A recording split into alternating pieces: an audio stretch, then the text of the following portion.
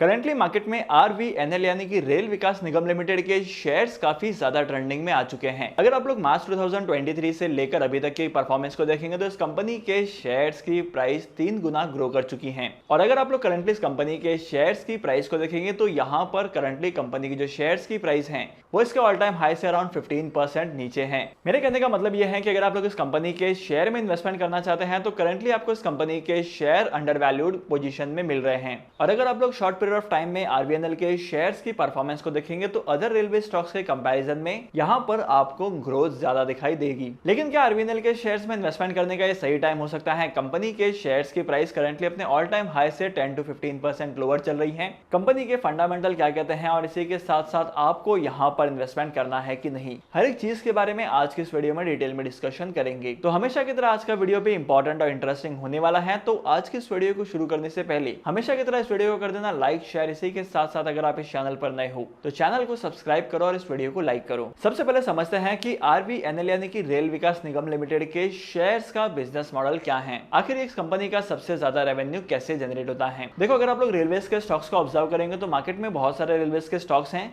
जिनका स्पेसिफिक एक काम होता है और स्पेसिफिक काम की वजह से ही उस कंपनी के शेयर्स में और स्पेसिफिक काम की वजह से ही बहुत सारे कंपनीज के रेवेन्यूज जनरेट होते हैं। तो इस हिसाब से आरबीएनएल का जो मेन काम है वो रेलवेज के प्रोजेक्ट्स का एग्जीक्यूशन करवाना है। मतलब मिनिस्ट्री ऑफ रेलवे जितने भी प्रोजेक्ट्स को सैंक्शन करती है उस प्रोजेक्ट को कंप्लीट करवाना और यहाँ पर उस प्रोजेक्ट से रिलेटेड जितनी भी क्वेरीज होती हैं इन्हें सॉल्व करना इस कंपनी का काम है। अगर आप लोग इस कंपनी के फाइनेंशियल्स को देखेंगे तो इस कंपनी के जो रेवेन्यूज हैं वो इंक्रीज होते जा रहे हैं। और अगर आप लोग कंपनी के नेट प्रॉफिट आफ्टर टैक्स के अमाउंट को देखेंगे तब यहाँ पर भी आपको अट्रैक्टिव रिटर्न्स दिखाई दिए होंगे। अगर आप लोग डिविडेंड पर शेयर के कॉलम को देखेंगे तो यहाँ पर डिविडेंड पर शेयर भी कंपनी ने अट्रैक्टिव पे किया है। अगर आप इस कंपनी के इनकम स्टेटमेंट को पता चलेगा कि इस कंपनी का जो इनकम है वो इंडस्ट्रीज के कंपैरिजन में ज्यादा है। और वहीं पर अगर आप लोग कंपनी के मार्केट शेयर को देखेंगे तो करंटली मोनोपोली कंपनी होने की वजह से इस कंपनी का मार्केट शेयर काफी ज्यादा है। गवर्नमेंट ऑफ इंडिया और मिनिस्ट्री ऑफ रेलवेज मिलकर जितने भी इन्वेस्टमेंट्स करते हैं, जितने भी प्रोजेक्ट्स को सैंक्शन करते हैं, उन सभी प्रोजेक्ट्स के कंप्लीशन का काम आरबीएनएल का ही होता है और कोई भी थर्ड पार्टी यहाँ पर इंक्लूड नहीं है। अगर आप लोग कंपनी के बैलेंस शीट को देखेंगे तो यहाँ पर आपको पता चलेगा कि इस कंपनी की जो असेट्स है उनकी वैल्यूएशन इंक्रीज होते जा रही है और ओवरऑल कंपनीज को जो लायबिलिटीज हैं वो कंपैरेटिवली इंक्रीज हो रही हैं, लेकिन असेट्स के कंपैरिजन में बहुत कम है। वहीं पर अगर आप लोग कंपनी का डेट टू इक्विटी रेशियो देखेंगे तो इस कंपनी का डेट टू इक्विटी रेशियो जो है वो स्लाइटली थोड़ा सा ज्यादा है। इसके पीछे का रीजन ये है कि गवर्नमेंट कंपनीज जो होती हैं वहां पर डेट ज्यादा होता है। लेकिन अगर आप लोग इनके कैश फ्लो स्टेटमेंट को देखेंगे तो काफी बार इनके कैश फ्लो स्टेटमेंट भी नेगेटिव होते हैं या काफी बार इनके कैश फ्लो स्टेटमेंट में आपको अट्रैक्टिव रेवेन्यूज कमाने को दिखाई देते हैं। लेकिन काफी बार ऐसा होता है कि इन कंपनीज के पास जो फ्री कैश फ्लो का अमाउंट है वो बहुत ज्यादा होता है, इतना ज्यादा होता है कि इनके डेफिसिट की रिक्वायरमेंट को फुलफिल कर सके। इसके अलावा इस कंपनी के करंट रेशियो को देखेंगे तो यहाँ पर आपको पता चलेगा कि इस कंपनी का जो करंट रेशियो है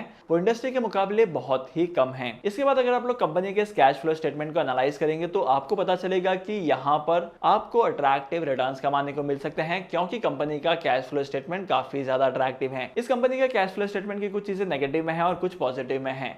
मतलब ओवरऑल कंपनी का जो कैश फ्लो स्टेटमेंट है वो स्टेबल है और यहाँ पर फ्यूचर में काफी ज्यादा मोमेंटम दिखाई दे सकता है। इसके अलावा अगर आप लोग शेयर होल्डिंग पैटर्न को देखेंगे तो यहाँ पर शेयर होल्डिंग पैटर्न भी काफी ज्यादा अट्रैक्टिव है। ये तो थी फाइनेंशियल्स की बात, लेकिन अब हम बात करते हैं कंपनी के फ्यूचर फॉरकास्ट की। कंपनी का आने वाले टाइम पीरियड में रेवेन्यूज कैसा हो सकता है।